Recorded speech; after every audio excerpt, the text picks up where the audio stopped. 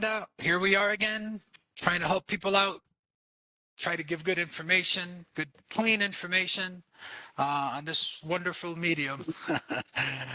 Today, I would love to get your perspective on some of the most common reasons for denials that we have seen. So let's get started.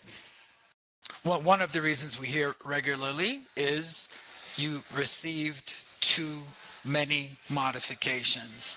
Stated another way, more eloquently, I would assume, is you've received the maximum amount of modifications allowed by your investor, or any variety of a lot of terminology can be used. But the bottom line is, plain English, your investor does not do more than 2 modifications or 3 modifications or 4 modifications. What's the first thing that comes to your mind on that specific issue? Well, first thing I'm gonna do is figure out how many modifications has the borrower actually had, and then I want to know who the investor is, because then we want to dig and want to find out, is that accurate? Maybe it is accurate, but that's the first thing. We've got to know who's the investor and how many modifications has the borrower had, and does the investor really have those policies in place? Absolutely right. And right now, we're recording this, it's July 18th. Whatever I say now might change tomorrow, right? So if I won't get into exactly how many modifications Fannie or Freddie or FHA allowed, because this is something that changes regularly. And then you could have gotten a denial 6 months ago, and today you are eligible. Which is why there's a lot of minutia to this, and you've got to dig, and you've got to go back and look at the guidelines at the time that you were denied. You got to look at the guidelines now. Something substantive may have changed, and it's very likely that it has changed. Again, it's July 18th, so you've got to dig into it. That would be my clearest answer that I would be willing to give on a recorded session on today's date. These guidelines change all the time. You've got to dig. You've got to find out exactly what's going on for that investor. Correct. And you know what? One of my favorite law professors said, "It depends." Always, it depends. You've got to look at the details, but you got to know those details. So you got to dig and you've got to find out. Absolutely. All right. So let's move on to another big one. The bank says they didn't receive the documents that were required to be reviewed. I think anybody that has gone through the vast majority of people that have gone through the modification process know how cumbersome it is. The constant requests for documents. Oh boy, I know you've been down this rabbit hole many hundreds of times. What's the first thing you're thinking of when you get that, oh, we didn't get the documents? Well, the first thing I want to know is what proof does the client have of what they did send in, so I can review what the client sent in. Then I want to see if there's something in writing where the servicer requested documents. For instance, did the servicer give a clear request? Maybe it was on the phone, or was it a letter? And was it a clear request? And then, or was it something vague? For instance, I had a client one time who got a letter, and you reviewed this with me, and it was like a 3-page letter, and it just had lists of just things. Just like a whole laundry list of anything. And it never really specified exactly what they needed for that particular client to complete the review. It was just a laundry list. And so, as you remember in that one, hopefully, I know we've been through a lot, there were so many things on there that didn't even apply because this person wasn't self-employed, but it was asking for self-employed, items. So I want to know what was sent in, what proof does the borrower have of what they sent in, and then I want to know what communication did they have with the servicer or whoever was asking for those documents, and how clear were they, and how specific were they for what they were asking for. Because the borrowers can get confused if it's something generic and they say send your bank statements, for instance, and they don't say make sure you send all pages of your bank statements. A borrower may say, well, they don't need this last advertisement here for the FTD floral bouquet that was in my bank statement, and take it out. But the pages are numbered 1 through 7. And then the bank's saying, oh, you didn't send your bank statements in. And so there's just communication errors on just something that simple. So we want to look at it. We want to see what has been documented. That's where I start. Right. And again, I guess we could throw a little RFI&NOE nugget in here, right? Again, in your world, 99, a vast majority of your people come to you at the absolute last minute, right? I would never recommend anybody do this madness on their own. I know a lot of people wing it and they're lucky with it. The problem is when you're not lucky with it, and you do have problems. And, for the attorneys that are listening, to take the time to document everything. I sent you this document on this date. Did you get it? Please confirm you got it.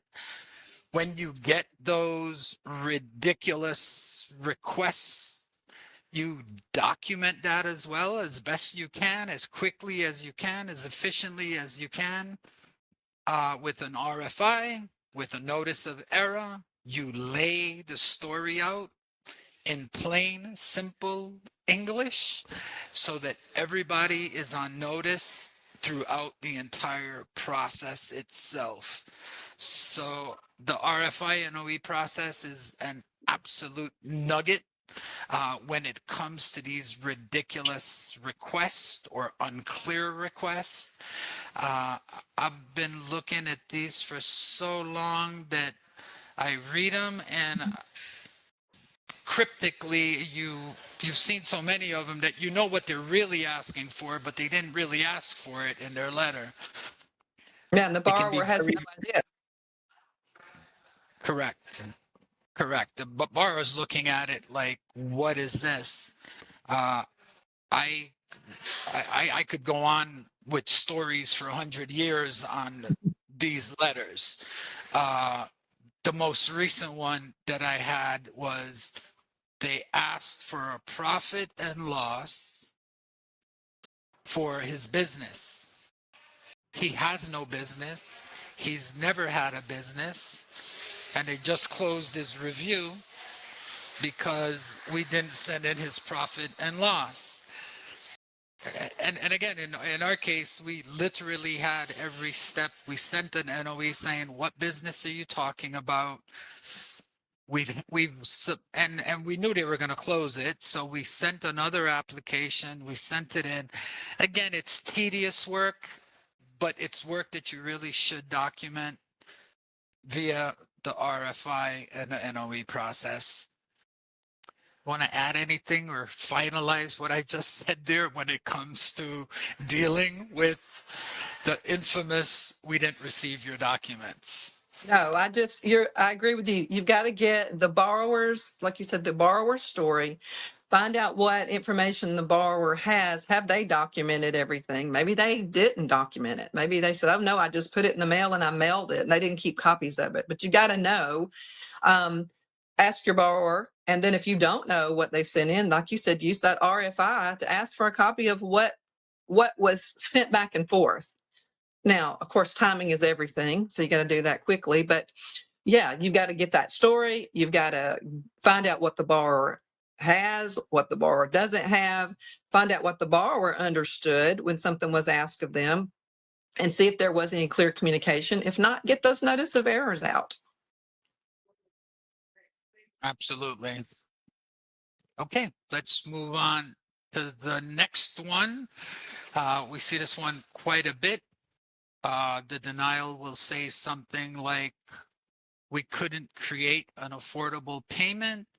The payment was not affordable. Again, here I know you've been down this rabbit hole a bunch of times. What's the first thing that comes to your mind when you see that type of a denial? Again, who is the investor? That, and what are their guidelines? Is that, does it even matter that they couldn't, that they come up with that reason, but is that a valid reason? And then we want to look at the numbers. I'm gonna get with Bobby, and I'm gonna say, Bobby, let's look at the numbers. Let's do these numbers first. Does it matter if the payment is, quote, affordable? Is that even in the guidelines? And then number two, did they do the math right? So that's the two things I want to look at. Correct. And even a term like affordable, what does that mean, right? What it means is whatever that investor says it means. So again, I won't go into specifics because these things are changing all the time. So it's really dig into guidelines, and or you base it on your previous experience with the different servicers / investors, or you can ask. You can ask them, what does this mean?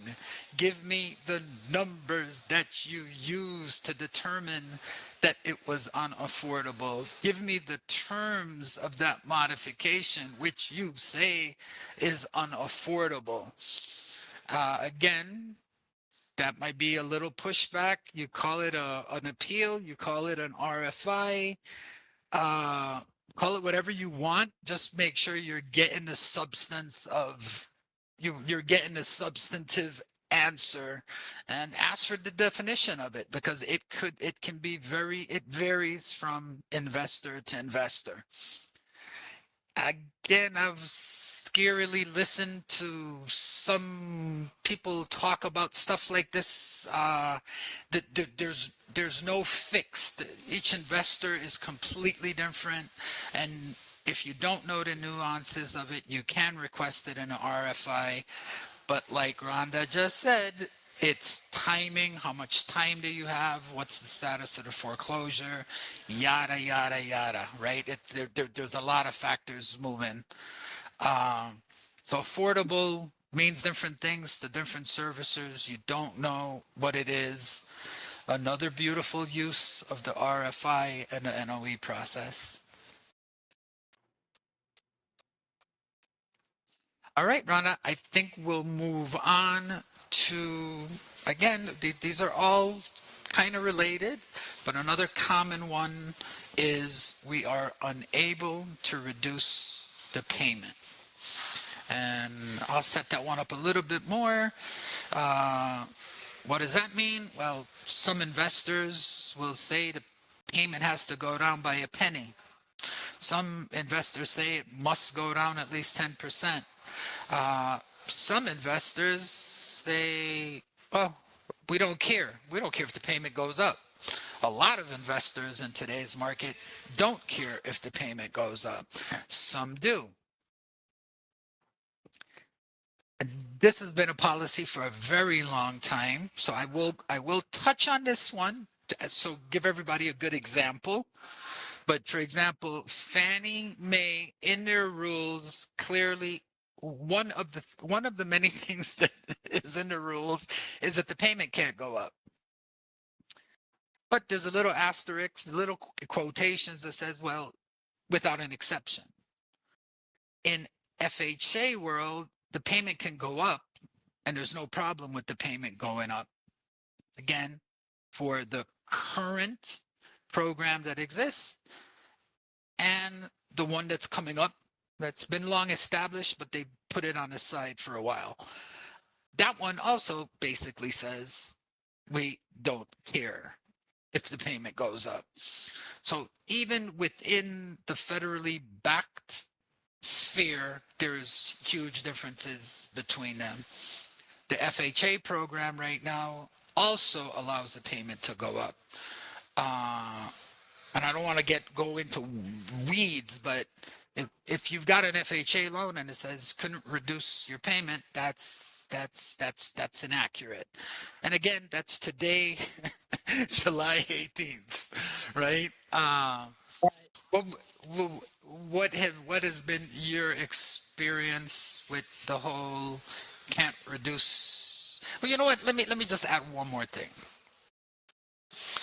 In all the established guidelines, they say, look at this, think about it. If it makes sense for the borrower, if it makes sense to the FHA, Fannie Mae, Freddie Mac, and the guidelines don't match perfectly, and this person is technically not eligible or technically doesn't qualify, get it to us. We can make the exception. And that is I think that is one of the biggest things that I have seen personally all the years I've been doing this is, and again, you're not going to call the bank and say, I heard Bobby and Rhonda on YouTube and they said the banks can make exceptions. Can you make an exception? Unfortunately, it doesn't work like that, right? You've got to put the work into it and have an attorney that can articulate that and advocate on your behalf.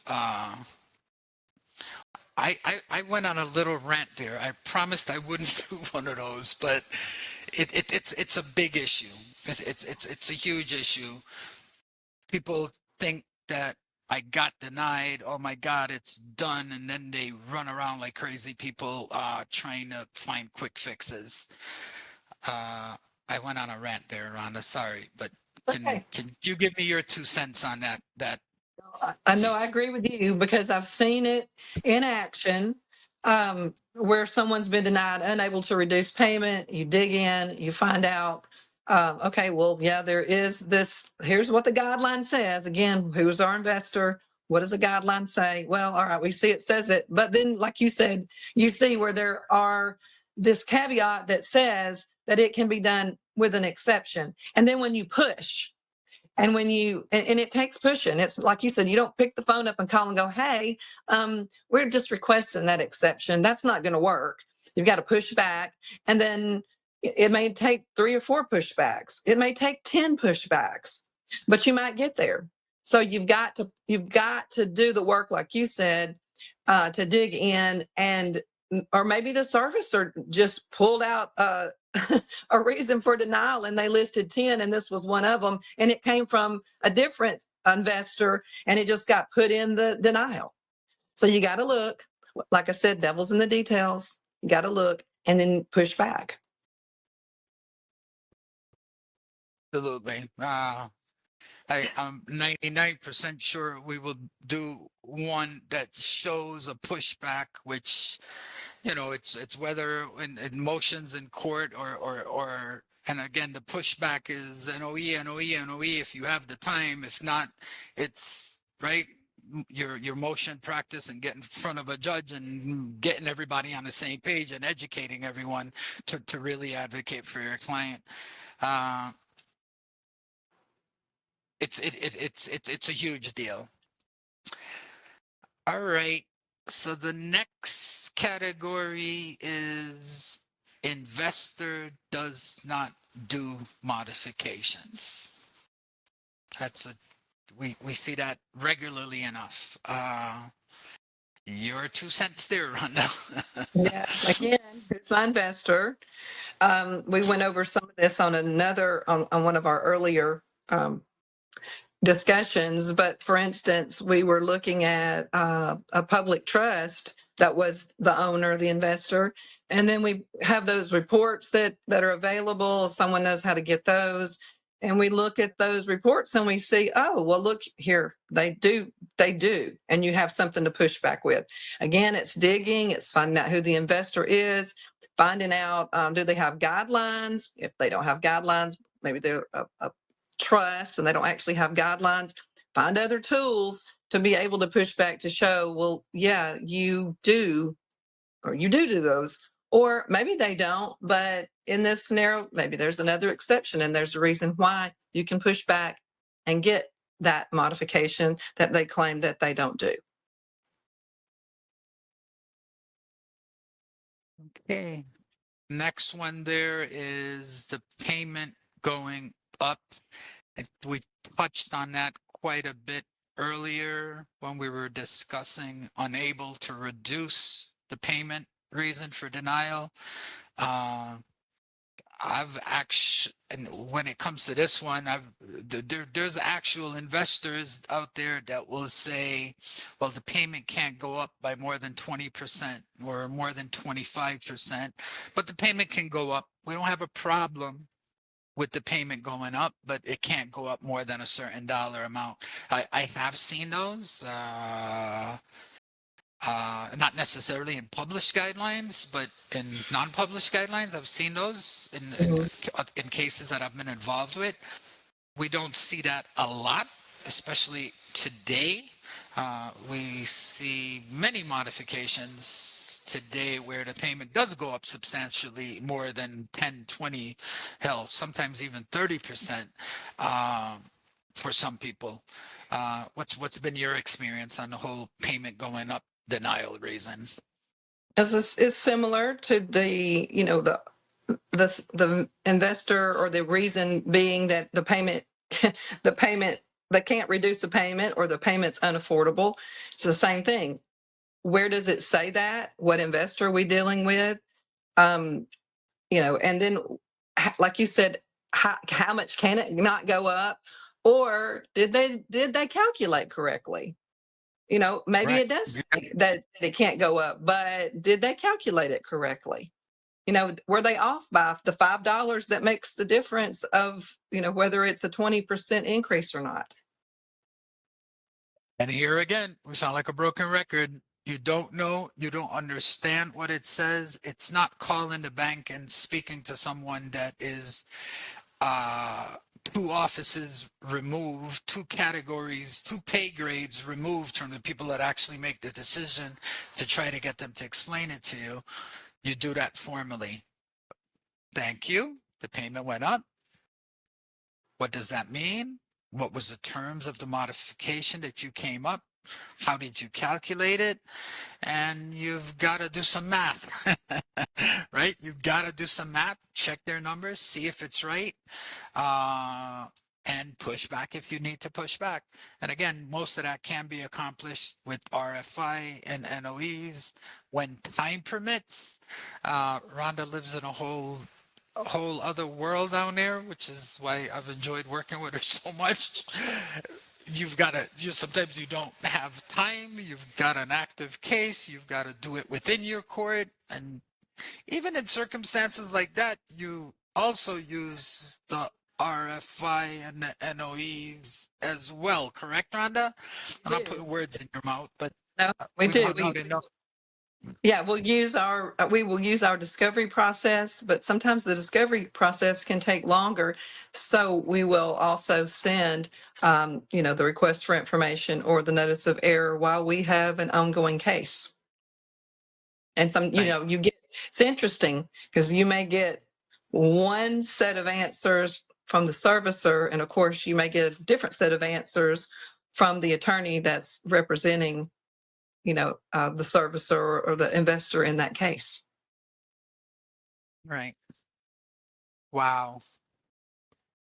So again, I don't know if everybody has noticed, but that RFI NOE has come up pretty much on every single thing that we've touched on today in reference to loss mitigation.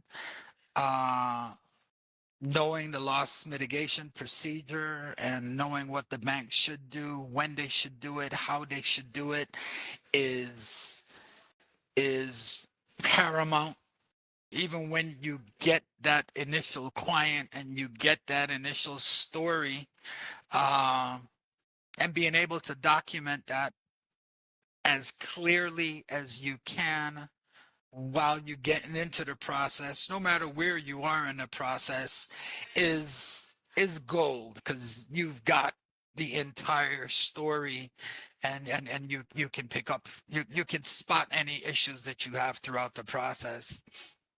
uh what I have learned, and I keep learning, is how powerful it is in every discipline, right? You do it in the bankruptcy and in foreclosure defense, or on a case that you might file. I'm talking much more to the attorneys that aren't really, or just getting started in this. Rhonda, what would you, where would you start if you were starting all over again? If you don't mind sharing that with me. Oh gosh, where would I Especially as it start? relates to especially as it relates to mortgages, these mortgage issues. Well, when I first started in this area, we didn't have the strong RESPA regulations with regard to what we have now on the notice of errors and the request for information. We had the QWRs, and the case law wasn't that great on those.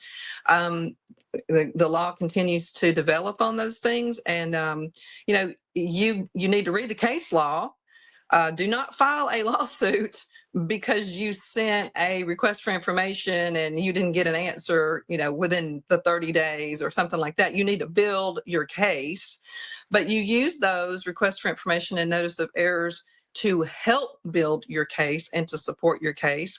And if you are already in our case, sometimes my clients come to me and they're already past a foreclosure. They've already been down this path and they've tried a modification and they've got bad information back, inaccurate information. Servicers don't know what they're talking about. And then sometimes we have to unravel, like peeling back layers on an onion to try to go back, to undo what's happened. Not easy to do.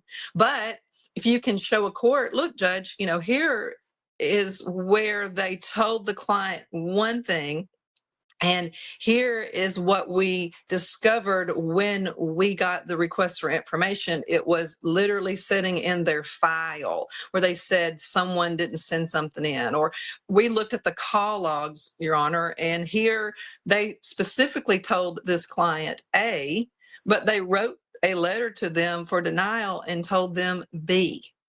So it's a valuable thing to use even once you get into litigation. And so I wish that we had had that when I started, because it's always a battle, but at least these tools are there that can help in that battle. Absolutely. All right. I think I think we'll wrap this up for today. And as usual, Rhonda, thank you, thank you, thank you. Thank you.